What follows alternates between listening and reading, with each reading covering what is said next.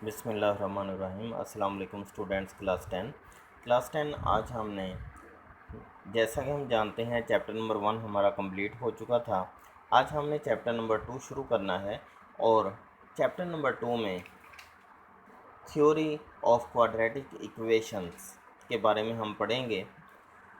Chapter number 1 में हमने different type of quadratic equations को सोल्व करना सीखा और उनके मुख्तलिफ फैक्टर कैलकुलेट करने के बारे में हमने डिफरेंट टाइप ऑफ मेथड पढ़े।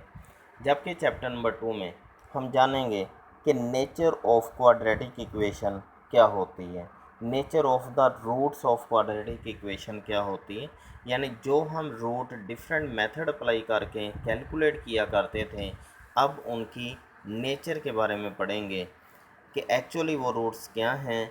जबकि हम उनका सॉल्यूशन नहीं करेंगे, विदाउट सॉल्यूशन हम उन इक्वेशंस के रूट्स की नेचर जान पाएंगे।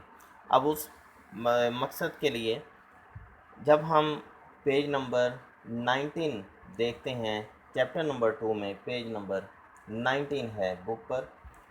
इसमें बेटा सबसे पहली हेडलाइन है nature of roots of the quadratic equation. On solving the quadratic equation, we get different kind of root. जब हम क्वाड्रेटिक इक्वेशन को सोल्व करते हैं तो हमारे पास x की डिफरेंट पॉसिबल वैल्यूज़ आती हैं, वो उसके रूट्स होते हैं। अब हम डिस्कस करेंगे उन्हीं रूट्स की नेचर और करैक्टरिस्टिक्स को, मगर क्वाड्रेटिक इक्वेशन को एक्चुअली सोल्व नहीं करेंगे।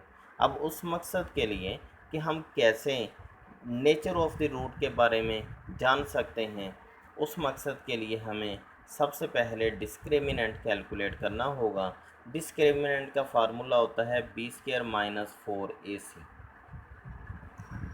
ये b² - 4ac वही क्वाड्रेटिक फार्मूले का एक पार्ट है जो क्वाड्रेटिक इक्वेशन के सॉल्यूशन के लिए हम फार्मूला अप्लाई करते थे। क्वाड्रेटिक फार्मूला था -b + -b² - 4ac²√/2a। तो ये बेटा क्वाड्रेटिक फार्मूला हम अप्लाई किया करते थे क्वाड्रेटिक इक्वेशन के फैक्टर हासिल करने के लिए। इस क्वाड्रेटिक फार्मूला के अंदर b² - 4ac जो है, स्क्वायर रूट के अंदर b² - 4ac, ये हमारे पास discriminant of the quadratic equation standard form ax² + bx + c कहलाता है। जो डिस्क्रिमिनेंट है ये हमें नेचर ऑफ रूट के बारे में बताएगा कि रूट्स की नेचर और उसकी करैक्टरिस्टिक्स क्या हैं। तो to find the discriminant of a given quadratic equation, हमारे पास फॉर एग्जांपल एक क्वाड्रेटिक इक्वेशन 2x² - 7x + 1 = 0 है। इसका डिस्क्रिमिनेंट हम हासिल करना चाहते हैं तो सबसे पहले x² के साथ जो टर्म है वो a कहलाएगी, x के साथ जो टर्म है वो b कहलाएगी, जबकि कांस्टेंट c आएगा। तो बेटा इन वैल्यूज़ को हम b² - 4ac के फार्मूला में जब पुट करेंगे तो b की जगह पे -7, a की जगह पे 2 और c की जगह पे 1 आ गया डिस्क्रिमिनेंट के अंदर। तो b² - 4ac की वैल्यू आ चुकी है 41। इसी तरह अब किसी भी क्वाड्रेटिक इक्वेशन में x² का कोफिशिएंट a, x का कोफिशिएंट b और कांस्टेंट c कंसीडर करते हुए b² - 4ac में इनकी वैल्यू पुट करके डिस्क्रिमिनेंट की वैल्यू हासिल कर सकते हैं। अब ये डिस्क्रिमिनेंट हमें क्या बताता है? डिस्क्रिमिनेंट हमें नेचर या करैक्टरिस्टिक्स ऑफ द रूट के बारे में बताता है। क्या इसके बारे में डिस्क्रिमिनेंट क्या हमें वेरिफिकेशन देगा? तो बेटा डिस्क्रिमिनेंट जब हम कैलकुलेट कर लेंगे तो सबसे पहले हमने देखना है कि b² - 4ac की जो वैल्यू कैलकुलेट की है क्या वो पॉजिटिव है और परफेक्ट स्क्वायर है। अगर ऐसा है यानी b² - 4ac की वैल्यू पॉजिटिव आई है, 0 से ज़्यादा आई है और परफेक्ट स्क्वायर भी है। परफेक्ट स्क्वायर मीन कि जब हम स्क्वायर रूट कैलकुलेट करें तो कोई एग्जैक्ट नंबर उसका जवाब आए, पॉइंट डेसिमल में उसका जवाब ना आए। जब ये दोनों कैरेक्टरिस्टिक इसमें होंगी तो root of rational and unequal, तो जो रूट आएंगे इक्वेशन के वो रैशनल होंगे, रियल नंबर में आएंगे, और अनइक्वल होंगे, दोनों रूट इक्वलेंट नहीं आएंगे।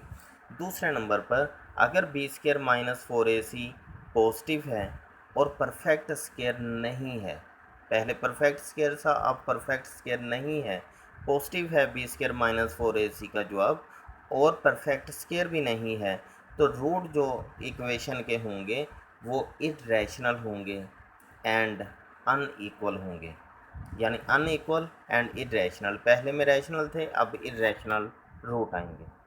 तीसरे नंबर पर बी स्क्वायर माइनस 4ac का जवाब अगर ज़ीरो आ जाता है तो roots are rational and equal, अब रूट रैशनल और इक्वल हो जाएंगे। और फिर बी स्क्वायर माइनस 4ac का जवाब लेस दैन ज़ीरो यानी नेगेटिव में आ जाए तो रूट्स इमेजिनरी होंगे, कम्प्लेक्स नंबर में आएंगे, क्योंकि स्क्वायर रूट नेगेटिव नंबर का कैलकुलेट हम नहीं कर सकते। उसके लिए हम एक इमेजिनरी नंबर आयोटा सपोज करते होते हैं जब नेगेटिव नंबर स्क्वायर रूट के अंदर आ जाए, तो -1 स्क्वायर रूट को हम आयोटा का नाम देते हैं, जिसकी वजह से वो नंबर इमेजिनरी नंबर कहलाता है या कॉम्प्लेक्स कॉन्जुगेट कहलाता है। तो बेटा B square minus 4ac less than zero आने की फॉर्म में जो रूट्स हैं वो इमेजिनरी नंबर होंगे। तो यानी ये चार करैक्टरिस्टिक का हमने याद रखनी है। बी स्क्वायर का जो भी जवाब आए हम उसको फिर रूट के बारे में बता पाएंगे कि रूट जो है वो इक्वल हैं, रैशनल हैं, इरेशनल हैं या कॉम्प्लेक्स नंबर हैं। B square minus 4ac nature of the root के बारे में हमें कंप्लीट इन्फॉर्मेशन प्रोवाइड करता है। अब एग्जांपल नंबर 2 में X square minus 5x plus 5 is equal to 0 एक क्वाड्रेटिक इक्वेशन दी हुई है। तो आपने सबसे पहले इस क्वाड्रेटिक इक्वेशन का डिस्क्रिमिनेंट यानी बी स्क्वायर माइनस 4ac की वैल्यू कैलकुलेट करनी है। उस वैल्यू को कंपेयर करना है कि वो पॉजिटिव है तो आपने उसका जवाब देना है।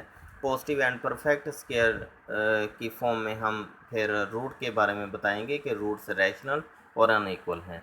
अगर बी स्क्वायर माइनस 4ac का जवाब हमारे पास ज़ीरो आ जाता है फॉर एग्ज़ाम्पल, तो then roots are rational and equal. और इसी तरह अगर बी स्क्वायर माइनस 4ac का जवाब नेगेटिव नंबर आ जाता है, लेस दैन ज़ीरो आ जाता है, तो रूट्स आर इमेजिनरी। ये हम रूट की नेचर के बारे में डिस्क्राइब कर देंगे।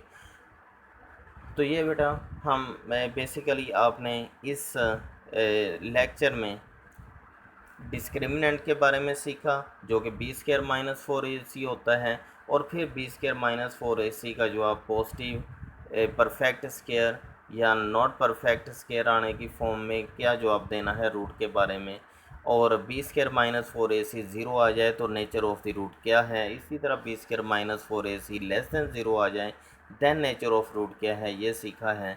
तो ये आपने जो करैक्टरिस्टिक्स हैं ये चारों ये याद रखनी है, और इन्हीं की मदद से आपने एग्जाम्पल नंबर 2 को कंप्लीट करना है। Thank you. अल्लाह हाफिज़।